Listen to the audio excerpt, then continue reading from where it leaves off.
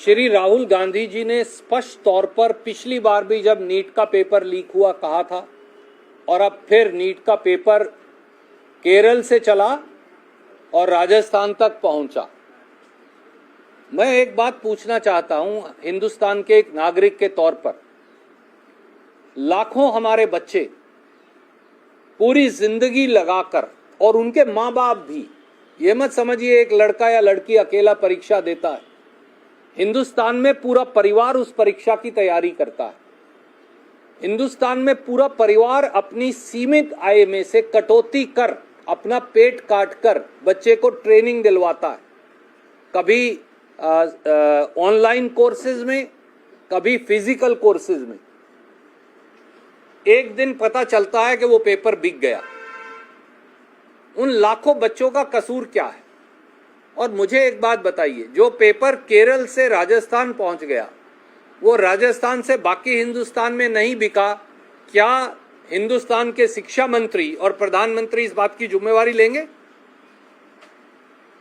और अगर पेपर बिक गया तो पढ़ने वाले बच्चों और उनके माँ बाप का क्या कसूर है? गुणी और शिक्षित बच्चों का कसूर क्या है? वो क्यों भुगते इस बात की सजा कि सरकार से जो पेपर माफिया है, वो हरियाणा में तो बहुत दिन से मशहूर था, हर पेपर लीक होता था और बिकता था। अब पेपर माफिया ने पूरे मुल्क की शिक्षा और परीक्षा दोनों को टेक ओवर कर लिया है।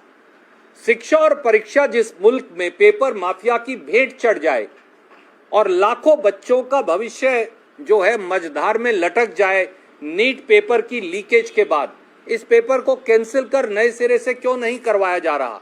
क्या प्रधानमंत्री और शिक्षा मंत्री जवाब देंगे? क्या प्रधानमंत्री और शिक्षा मंत्री जवाब देंगे कि नीट का पेपर कैसे लीक हुआ? वो कौन सा एजुकेशन माफिया है जिसके तार नीट और केंद्र सरकार तक हैं? क्या प्रधानमंत्री और शिक्षा मंत्री जवाब देंगे कि 12 साल से नीट का पेपर चौथी या पांचवी बार लीक हुआ है? आपने क्या कदम उठाए इसकी रोकथाम के लिए? और अगर शिक्षा मंत्री नीट के पेपर की लीकेज को रोक नहीं सकते तो एक दिन भी उनको अपने पद पर बने रहने का अधिकार क्या है? क्या प्रधानमंत्री और देश के शिक्षा मंत्री जवाब देंगे कि हिंदुस्तान के वो सारे लाखों बच्चे जिन्होंने करोड़ों रुपया खर्च करके माँ बाप की मेहनत की कमाई का और अपना समय नष्ट करके नीट की तैयारी की और पेपर अब बिक गया, ये पेपर पूरे हिंदुस्तान में क्यों नहीं बिका होगा? क्या ऐसा कोई आश्वासन वो दे सकते हैं? तो ये सारे सवाल हैं जिनका जवाब उन्हें देना होगा।